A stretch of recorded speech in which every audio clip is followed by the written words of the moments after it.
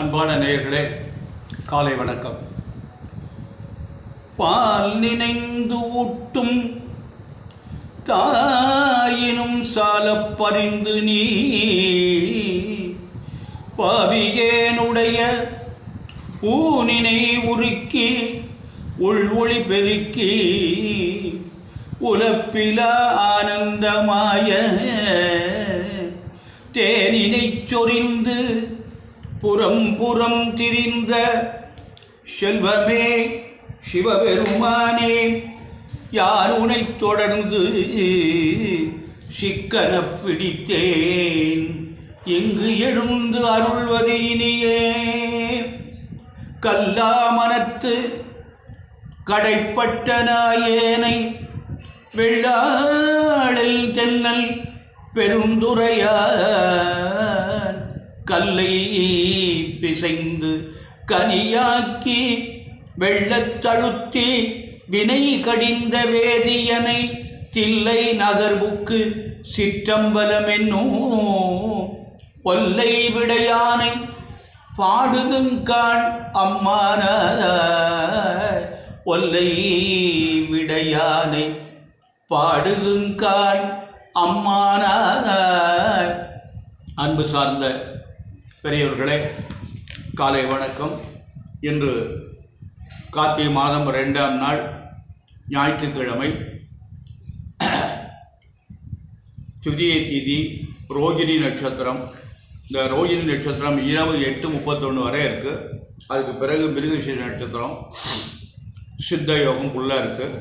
ராகு காலம் எப்போதுமே ஞாயிற்றுக்கிழமை 4:30 முதல் 6 வரை, யமகண்டம் 12 முதல் 1:30 வரை, குளிகன் 3 முதல் 4:30 வரை, சூலம் மேற்கு, பரிகாரம் வெள்ளம்.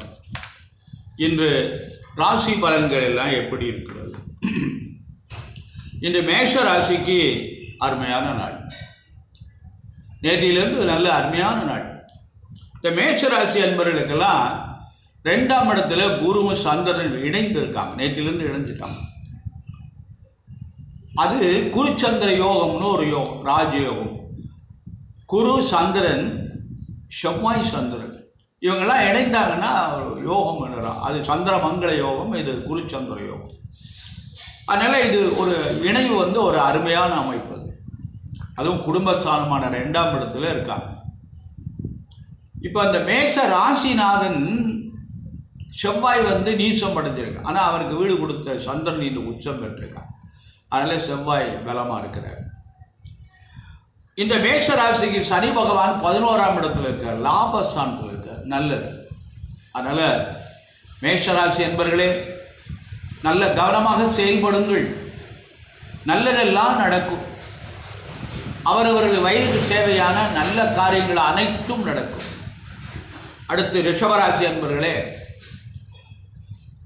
உங்களுக்கு ஜென்ம குரு. இந்த ஜென்ம குரு என்ன பண்ணுவார்னா, பிரச்சனையில் உண்டு பண்ணுவார். அவர் தனித்து இல்லை, சந்திரனோடு சேர்ந்து இருக்காரு. அதனால் நல்லது. எப்போதுமே இந்த குரு பகவான் ஒரு ஜாதகத்தில் தனித்து இருக்கக்கூடாது. அந்தணன் தனித்திருப்பது தவறு அப்படின்னு ஒரு கருத்து. இதுக்கு என்ன பொருள் என்று கேட்டிங்கன்னா, அந்தணன் என்றால் பிராமணன். பிராமணன் எந்த இடத்துலையும் தனியாக ஒற்றை வீட்டில் இருக்கக்கூடாது. ஒரு பிராமணனாக ஒரு ஊரில் இருக்கக்கூடாது. அதுக்கு தான் அந்த காலங்களில் அக்ரஹாரம் என்று சொல்லி நிறையா 25 வீடு 30 வீடு ஒரு ஊரில் இருப்பாங்க. ஒரு 10 ஊருக்கு ஒரு இடத்துல இருப்பாங்க. சில இடங்களில் பார்த்தீங்கன்னா அந்த ஒரு பிராமணனில் உள்ள ஊர் சிறப்படையலை. நான் என்னுடைய வயதில் என்னுடைய அனுபவத்தில் பார்த்துருக்கேன். இப்போல்லாம் அக்ரஹாரம்லாம் காணும். கிராமங்களில் இருந்த அக்ரஹாரம் பிராமணர்கள்லாம் இப்போ கர்நாடகாவுக்கு போயிட்டாங்க. அங்கே தான் பிராமணர்களுக்கு வாய்ப்பு இருக்குன்னு அங்கே ஓடி போயிட்டாங்க எல்லாருமே. நிறைய நான் பார்த்துருக்கேன். அதனால் இந்த அந்தணன் தனித்து இல்லாமல் சந்திரனோடு சேர்ந்து இருக்கிறார். அதனால் ரிஷபராசிக்கு ஒன்றும் பிரச்சனை இல்லை. ஆகவே ஜென்ம குரு ஒன்றும் பண்ணாது. ஆனால் ரிஷபராசிக்கு என்று என்ன பெரிய அமைப்புன்னு கேட்டிங்களா, ராகு பகவான் 11 இருக்குது, சனி பகவான் 10. இவங்க 2 பேரும் நல்ல இடத்துல இருக்காங்க. இந்த ரிஷபராசி அதிபதியான சுக்கிரனுக்கு இவங்க 2 நட்பு கிரகங்கள், ராகு நட்பு, சனியின் நட்பு. அதனால் அவங்க இருக்கிறவங்க நட்பு கிரகங்கள் நல்ல இடத்துல. நண்பர்கள் கெடுதல் செய்ய மாட்டாங்க. இப்படியெல்லாம் நமக்கு கிரகங்களுடைய தன்மைகளை ஆய்வு கொள்ள வேண்டும். அடுத்தபடியாக மிதுன ராசி என்பவர்களே உங்களுக்கு குரு 12ஆம் இடத்துல இருக்கார், விரயத்தை பண்ணுவார். அதனால் நல்ல விரயமா சுப விரயமா பண்ணுவோம், நல்ல அமைப்பு. ராகு 10ஆம் இடத்துல இருக்கார். புதனுக்கு ராகு பகை இல்லை, புதனுக்கு ராகு சனியும் பகை இல்லை, 2 பேருமே பகை இல்லை. அதில் தொழில் நன்றாக இருக்கும், செலவு அதிகமாகும், கவனம் தேவை, நல்ல செலவுகளாக செய்யணும். கடகராசி என்பவர்களே இன்றைக்கு உங்களுக்கு ராஜயோகம், அருமையான யோகம். இந்த கடகராசி என்பவர்களெல்லாம் குரு சந்திரன் சேர்ந்து 11ஆம் இடமான லாபஸ்தானத்தில் இருக்காங்க. சனி 8ல் இருக்கார். இருந்தாலும் அட்டம சனியை பற்றி பயப்பட வேண்டாம். எதையும் செய்யாதீங்க, புதுசாக எதையும் பண்ணாது. எதையும் செய்யாமல் இருக்க முடியுமா? எதையும் செய்யாமல் சாப்பிடாமல் இருக்க முடியுமா? அது பாட்டுக்கு நடக்கும். புதிதாக எதையும் செய்யாதீர்கள், முதலீடு செய்யாதீர்கள். என்ன 1.5 ஆண்டுக்கு அது என்ன பண்ணோம்னா அது நமக்கு பலிதமாகாது, நன்மையாகாது. அப்படியே அதை போடுற முதலீடு பூரா விரயமாகும், கரைஞ்சிக்கிட்டே போயிடும் அப்படின்னு நம்ம. அதனால் ஜாக்கிரதை. 1.5 ஆண்டு தானே, கவனமாக இருந்து கொள்ளலாம் அல்லவா?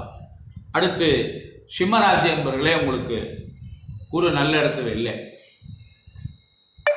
அது சரியில்லை. ஆனால் அந்த குரு என்ன பண்ணுறாருன்னா சந்திரனோட இணைந்திருப்பது நல்லது. இந்த சிம்மராசிக்கு சந்திரன் நட்பு கிரகம் சூரியனுக்கு, அதனால் நல்ல இடத்துல இருக்காங்க. குரு யார் அப்படின்னா சிம்மராசி குரு 5 கூடியவர், அதுவும் நல்ல, 2 பேரும் சேர்ந்து இருப்பது நன்மை. அதனால் அவங்க 10ஆம் இடத்துல இருந்தாலும் இன்று நன்மை நடக்கும், இன்று பூரா நன்மை நடக்கும். கன்னிராசி என்பது உங்களுக்கு அருமையான யோகம். உங்கள் ராசிக்கு 9ல் குரு, சந்திரன் 9ல் குரு சந்திர யோகம்னு ஒரு யோகம் இருக்கு. அந்த சந்திரன் சுழற்சியில் அப்படியே சுற்றிட்டு வர்ற போது இப்படிலாம் வர்றாரு. அதெல்லாம் ஒரு நல்ல அருமையான இணைவுகள் என்று சொல்வது. அதனால் கன்னிராசி என்பவர்களுக்கு இது நல்ல நாள். இந்த கன்னிராசி என்பவர்களுக்கு இன்னொரு நன்மை இருக்கு. சனி பகவான் 6ல் இருக்கார், அதுவும் பெரிய சிறப்பு. அதனால் நல்லதெல்லாம் நடக்கும், கவனமாக நடந்து கொள்ளுங்கள், நல்ல முன்னேற்றம் உண்டு. துளாராசி என்பவர்களே உங்களுக்கு குரு சரியில்லை, 8ல் இருக்கார். ஆனால் உங்களுக்கு 2 பேருமே இணையப்படாது.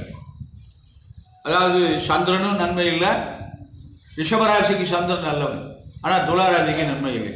அதனால் அவங்க 2 பேரும் சேர்ந்தது உங்களுக்கு நல்லது இல்லை. அதனால் கொஞ்சம் கவனமாக நடந்துக்கொள்ள. சந்திரன் நகண்டுருவார். ஆனால் குரு சித்திரை வரையும் அங்கே இருக்கார், ஜாக்கிரதையாக நடந்துங்க. புதுசாக எதையும் செய்யாதீங்க, கவனம் தேவை. ஆனால் உங்களுக்கு பெருத்த யோகம் ஒன்று இருக்கிறது. 6ல் ராகு இருக்குது, உங்களை எந்த குறையும் இல்லாமல் பார்த்து கொள்ளும்.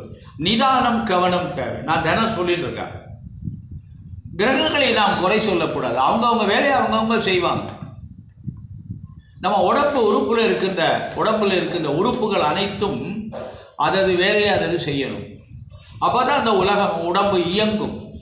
அது மாதிரி இந்த நவக்கிரகங்கள் எல்லாம் இந்த உலகத்தில் அவங்கவுங்க செய்ய வேண்டிய வேலைகளை செஞ்சால் தான் உலகம் இயங்கும். இல்லை என்றால் இயங்காது, அஸ்தமிச்சு போடும். நிலவு சூரியன் உதிக்கலைன்னா ஒரே இருள்மயமாக போயிடும். ஒரே இருட்டாக இருந்தால் நம்ம வாழ முடியுமா? நம்ம சுவாசிக்க முடியுமா? யோசிச்சு பாருங்கள். இறைவன் இருக்கிறானா இல்லையா என்ற கேள்விக்கு இதுதான் பதில். நிலவு இல்லை என்றால் வாழ முடியுமா? சூரியன் சந்திரன் இல்லை என்றால் உலகம் இல்லை, வாழ முடியாது. அவங்களுடைய உபகிரகங்கள் தான் மற்ற கோள்கள் எல்லாம்.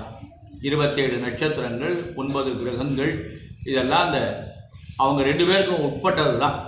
அதனால் இயற்கைகளெல்லாம் அப்படி அப்படியே அது வாட்டுக்கு நடந்து கொண்டு இருக்க வேண்டும். அதனால் துளாராசி என்பவர்களே கவனமாக நடந்து கொள்ளுங்கள். அடுத்து விருச்சிக ராசி என்பவர்களே உங்களுக்கு நல்ல நாள். உங்களுக்கு குரு 7ல் இருக்கார், 9ஆம் அதிபதியும் அவரோட சேர்ந்து இருக்கிறார். நல்ல யோகம், ராஜயோகம், இன்று பூரா நல்ல யோகம். அதனால் கவனமாக நடந்து கொள்ளுங்கள், நல்லதே நடக்கும். தனுசு ராசி என்பவர்களே உங்களுக்கு குரு 6ஆம் இடத்தில் இருக்கார். அதனால் அது ஒரு நல்ல பலன் இல்லை. இருப்பினும் சனி பகவானும் ராகு பகவானும் நல்ல இடத்துல இருக்காங்க. சனி பகவான் 3ல் இருக்கார், ராகு பகவான் 4ஆம் இடத்துல இருக்கார். கண்டிப்பாக நல்லதே நடக்கும், கவனமாக நடந்து கொள்ளுங்கள். 7:30 முடிந்தது, வெளியில் வந்துட்டீங்க, நல்ல நாள். ஆகவே தனுசு ராசி என்பவர்களுக்கு இந்த சனி பகவானும் குரு பகவானும் ஒரு நல்ல வழியை காட்டுவாங்க. அடுத்த மகர ராசி என்பவர்களே உங்களுக்கு குரு 5ல் இருக்கார், 7ஆம் அதிபதி அவரோடு சேர்ந்து உச்சம் பெறுறாரு. அதனால் குருவுடைய அமைப்பு நல்லா இருக்குது, யோகம் தரும், நல்ல காரியங்கள்லாம் நடைபெறும். உங்களுக்கு 7.5 சனி பகவானுடைய காலம் என்ன 1.5 ஆண்டுகள் இருக்கின்றன. அவர் இந்த முடிய போகிற நேரம். அதனால் ஜாக்கிரதையாக கவனமாக நடந்து கொள்ளும். வாகனங்கள் எல்லாம் மெதுவாக போங்க. கார்லேயோ பைக் வண்டியில் 2 சக்கர வாகனத்துலையோ 4 சக்கர வாகனத்துலையோ நீங்கள் போனீங்கன்னா ரொம்ப ஜாக்கிரதையாக போங்க. நடந்து போனால் கூட பார்த்து போங்க. ஏன்னா அந்த சனி பகவானுடைய காலம் முடிய போகின்ற போது ஏதாவது இடர்பாடுகளை நமக்கு போகும்போது ஒரு கல் கிடக்கு தட்டி விடுச்சுன்னா கட்டவரில் படுத்துனா குளிச்சு வச்சு காயம் வந்துடும். சுகர் இருந்தால் சுத்தமாக ஆகாது. அப்புறம் கட்டவரில் எடுக்கணும். நம்ம பார்த்து நிதானமாக கவனமாக நடந்து கொண்டேவையானால் எல்லா விதமான இடர்களிலும் நாம் வெளியில் வந்துடலாம். அதுதான் நான் ஆரம்பத்தில் சொல்லிட்டு இருக்கேன். கவனம் தேவை, நிதானம் தேவை அப்படின்னு சொல்லி எதையுமே யோசிச்சு தான் போடணும். யோசிக்காமல் எதையும் செய்யக்கூடாது அப்படின்னு. அடுத்து கும்பராசி என்பது உங்களுக்கு 7.5 தாக்கம் இருக்குது. உங்களுக்கு குரு பகவான் நல்ல இடத்துல இல்லை. அதனால் உங்களுக்கு குருவுடைய அமைப்பு சரியாக இல்லை. அதனால் உங்களுக்கு கவனமாக நடந்து கொள்ளுங்கள். ஜென்மச்சனி 5 வருஷம் இருக்குது. மீனராசி என்பவர்களே, உங்களுக்கு 7.5 சனியுடைய தாக்கம் இருக்கிறது. இப்போ தான் ஆரம்பிச்சிருக்கு. 1 வருஷம் தான் ஆக போகுது. அதனால் இன்னும் 6.5 வருஷம் இருக்குது. பார்த்து கவனமாக நடந்து கொள்ளுங்கள். குரு பகவானும் உங்களுக்கு சரியில்லை. ஆனால் அந்த குருவுடைய பார்வை பிரமாதமாக இருக்குது. குரு மட்டும் பார்க்கல. மீனராசிக்கு 5 கூடை உச்சம் பெற்று குருவோடு சேர்ந்து இருக்கிறார். அந்த குருவும் சந்திரனும் சேர்ந்து 9ஆம் இடத்தை பார்க்குறது மீனராசி அன்பர்களுக்கெல்லாம் நல்ல நாள். நேற்றும் நல்ல நாள், இன்றும் நல்ல நாள். அதனால் இன்றுக்குள்ளே ஏதாவது நல்ல செய்திகள்லாம் கிடைக்கும், நல்லதெல்லாம் நடக்கும். உங்களை எதிர்பார்க்கின்ற காரியங்கள் எல்லாம் நடைபெறும். அதுக்குடைய வாய்ப்புகள் நல்ல நிறைவாக இருக்கிறது. அன்பான நேயர்களே, 7.5 சனியுடைய தாக்கம் நான் தினசரி சொல்லிட்டு இருக்கேன். எல்லா அன்பர்களும் சொல்லுங்க, அவங்களுக்கு நீங்கள் சொல்லுங்க. 7.5 பற்றி கவலைப்படாதீங்க. சனி பகவான் நீதிமான், தர்மவான். அவன் கெடுதல் பண்ண மாட்டான். அவனுக்கு என்ன கட்டளையோ அதை அவன் செஞ்சு தான் ஆகணும். அதனால் அவனை நம்ம பக்தியோடு வணங்குகின்ற பொழுது ஒருமையுடன் உனது திருமலரடி நினைக்கின்ற உத்தமர்தம் உறவு வேண்டும். உள்ளன்று வைத்து புறமன்று பேசுவார் உறவு கலவாமை வேண்டும் என்று வள்ளல் பெருமான் சொல்கிறார். அதனால் நம்ம ஒரு மனசோடு அன்போடு நம்ம அந்த இறைவனை நாம் வணங்கினோம்னா, அதாவது முக்கியமாக இப்போ இந்த காலத்தில் நமக்கு நிறைய நம்மளால் நாமளே சில தவறுகள்லாம் பண்ணிகிட்டு இருக்கோம். இந்த காலத்தில் நம்ம அந்த தொலைபேசி என்பது ரொம்ப அவசியமாக இருக்கிறது. எல்லாருக்குமே அவசியமாக இருக்குது. இப்போ எனக்கு தொலைபேசி இல்லைன்னா இதெல்லாம் நான் பண்ண முடியாது. அதனால் தொலைபேசி அவசியமாக இருக்குது. ஆனால் எல்லா நேரத்திலையும் அந்த தொலைபேசியை நம்ம பயன்படுத்தின்னு இருக்கக்கூடாது. அதனால் இறைவனை பணி செய்கின்ற பொழுது அந்த தொலைபேசியை நாம் என்ன பண்ணணும்னா அணைத்து விட வேண்டும். சுவிட்ச் ஆஃப்னு சொல்கிறாங்க. அதை பண்ணிவிட்டு நம்ம இறைவனை போய் வரணும். ஏன்னா ஓயாமல் கால் வந்துக்கிட்டே இருக்கும். கால் வருகின்ற பொழுது நம்ம இறைவனை நம்ம நிம்மதியாக வணங்க முடியாது. இப்போ வீட்டில் சாமி கும்பிட்றோம், நன்றாக கவனியுங்கள். வீட்டில் சாமி கும்பிட்றோம். சாமி கும்பிட்ற போது யாராவது வாசலில் வந்துடுவாங்க. ஐயான்னு கூப்பிடுவாங்க. அவங்க இல்லத்தரசி என்ன பண்ணுவாங்கன்னா, ஏங்க இந்த தம்பி வந்திருக்காரு, இந்த இருக்க சொல்லி வர்றேன், கட்டாயம் இறைவன்கிட்ட பூஜை பண்ணிருப்போம், அதை விட்டுட்டு இருக்க சொல்லி வர்றேன் அப்படின்னு சொல்லிவிட்டு வந்துட்டாரே போயிடுவாருன்னு போட்டு அவசரமாக பூஜையை முடிச்சுட்டு வருவோம். கோவிலில் பூஜை பண்ண ஆற்றுல பூஜை பண்ணோம்னா நிம்மதியாக பண்ண முடியாது. இப்படியெல்லாம் அது பெரிய சிரமங்கள்லாம் இருக்குது. ஆனால் கோவிலுக்கு போனோம்னா யாரும் நம்மளை கூப்பிட மாட்டாங்க. இறைவர்கிட்ட போய் ஆலயத்தில் நல்லா சொன்னாங்க, ஆலயம் தொழுவது சாலமும். கோவிலில் போய்தான் நம்ம நிம்மதியாக நம்முடைய மனதில் உள்ள குறைபாடுகளை எல்லாம் இறைவனிடம் சொல்லி நம்ம மனச்சுமையை இறக்கி வைத்து அந்த இறைவனை நாம் பிரார்த்தனை செய்து வந்தோமையானால் நம்ம கட்டங்கள் எல்லாம் தீரும். அதனால் பட்டத்தடி சொல்கிறார், ஒன்றென்றீரு உண்டென்றீரு மனமே உபதேசமிதே. உண்டென்றீரு, ஒன்றென்றீரு, நன்றென்றீரு, மனமே உனக்கு உபதேசம் இது. எவ்வளவு அருமையான வார்த்தை பாருங்க. உண்டு, ஒன்றென்றீர், இறைவன் ஒருவன் இருக்கிறான் என்றீர். நன்றென்றீர், மனமே உனக்கு உபதேசம் இது. இறைவன் நிச்சயமாக இருக்கிறார். இறைவன் இல்லை என்றால் நாம் வாழ முடியாது, நம்மால் எதுவுமே நகட்ட முடியாது. ஆகவே இறைவன் தான் நம்மை ஆட்கொண்டு இருக்கிறார். நம்மளை பேச வைக்கிறதும் ஆட்டுவித்தால் யார் ஒருவர் ஆடாதார், ஆட்டி வைக்கிறார். சாட்டை அவன் கையில் இருக்கிறது, பம்பரம் நாம் சுழட்டி விடுகிறோம், சுற்றி கொண்டிருக்கிறது. என்று அந்த சாட்டை நிறுத்துகிறானோ அன்று நம்முடைய சுழற்சி நின்று போய்விடும். ஆகவே இறைவனை அல்லாது நாம் எதுவும் செய்ய முடியாது.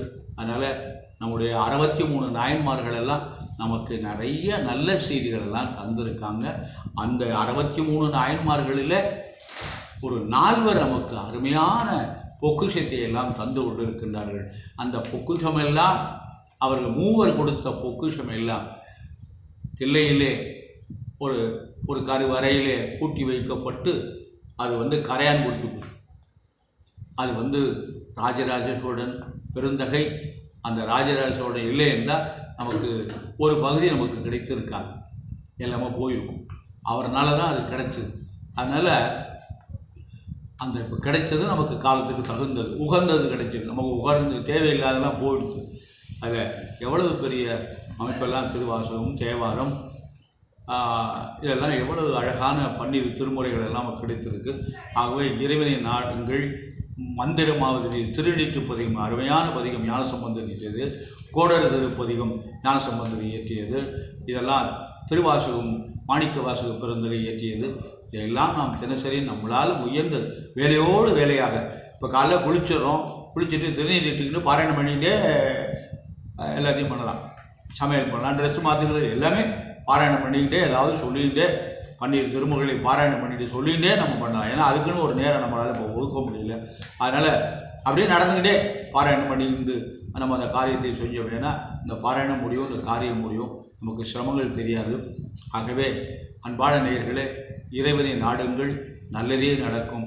எல்லா மக்களும் நல்லொரு பெற்று பல்லாண்டு பல்லாண்டு பல்லாயிரத்தாண்டு வாழ எல்லாம் வல்ல அந்த கந்த பெருமானை முருகப்பெருமானை பிரார்த்தனை செய்து நிறைவு செய்கிறேன். நன்றி, வணக்கம்.